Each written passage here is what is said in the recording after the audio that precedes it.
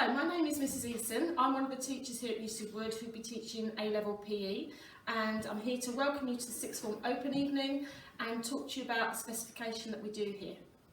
We do the OCR board H555, so if you don't get any of the information that you need, then you can have a look on the website after we've gone through our talk. Okay. The A-level PE is very wide-ranging, consists of lots of different aspects to do with sport. So we have anatomy and physiology, exercise physiology, biomechanics, sports psychology, skill acquisition, socio-cultural issues and historical issues linked with sport, and that is all the theory aspects that we cover. We also have a practical section where you'll be assessed in one activity of your choice, and in that section you also have to do a verbal evaluation of a performance and a verbal programme for improvement for that performance. The course is examined or assessed through the non-examined assessment, which is the practical aspect, and that is worth 30% of the course.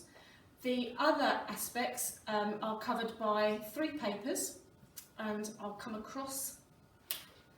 Okay, so paper 1 would be the Applied Anatomy, Physiology, Exercise Physiology, Biomechanics. It's a 2-hour paper, and it's 30% of the total marks.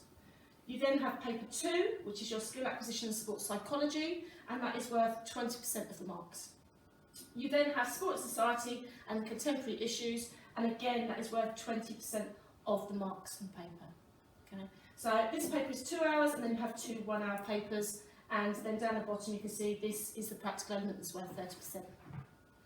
We will now go to our students, so our current year 13s, to help explain what these different aspects consist of. Hi, I'm Harriet. I'm taking PE, chemistry and biology, and today I'm going to talk to you about anatomy and physiology. So for year 1 we cover the skeletal and muscular systems, so this kind of links on about like movement analysis that you cover in GCSE, and you kind of go into more depth. We also cover the cardiovascular and respiratory systems, and like how they're controlled, so it kind of links to the centres within the brain. And then year 2 we're going to cover the energy needed kind of for exercise, as well as talk about recovery, altitude training and heat as well.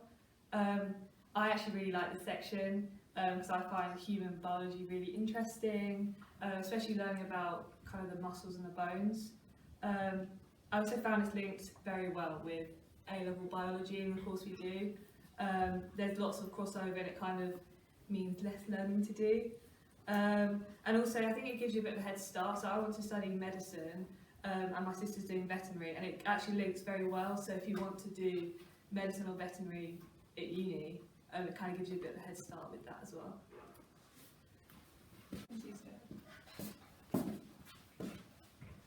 Hi, I'm Fran and I study economics, psychology and PE. Hi, I'm Sophie and I study maths, economics and PE. Hi, I'm Natalia and I study PE, psychology and economics. In year 1 exercise physiology we talk about diet and training methods. My favourite topic is diet and nutrition, where we learn the components of a diet that make up a balanced diet and the most effective combination of different foods and nutrients for various sports. Another part is training methods, which we implement in our Thursday lessons. Each person takes a week to run a session where we do a different training method. So it could be circuit training, HIIT training, weight training, you know. Last year we went on a trip to Greenwich Uni to use their specialist facilities and equipment for testing training methods, and it was really fun, and we got to see all the different types of tests and training methods. Hi, I'm Millie and I do PE, biology and maths A-level. I'm going to talk to you today about the year 2 exercise and physiology section. We look at the different types of sporting injuries, so for example acute and chronic injuries. We also look at the methods of injury prevention and the risk factors of injury. We consider the response to injury and rehabilitation. This is particularly useful so that you know how to get a performer back ready to compete again, and it helps you to be able to continue training for as long as possible to avoid injury. Yes.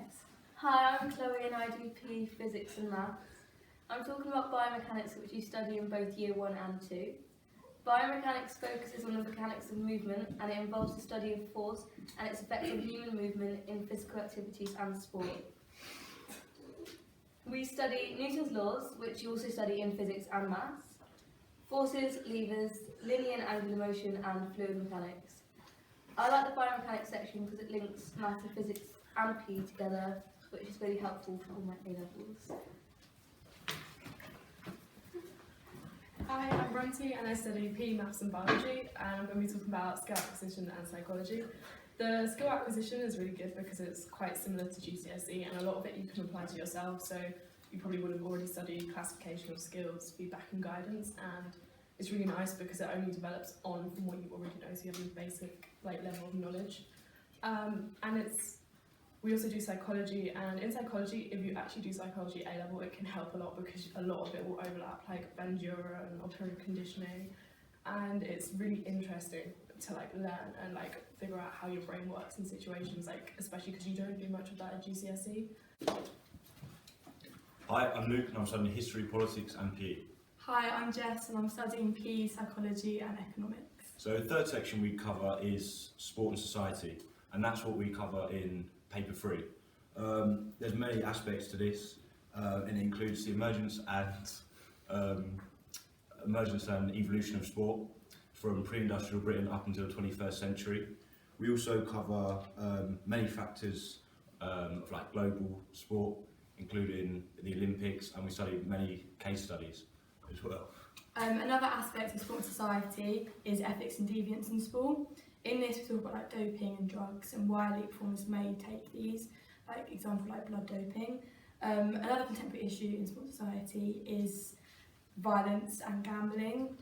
And the last topic in paper 3 is commercialisation in the media. We use this revision book. It's like a summary of year 1 and year 2, so it's quite short and it's good to revise from. So, yeah. Get in.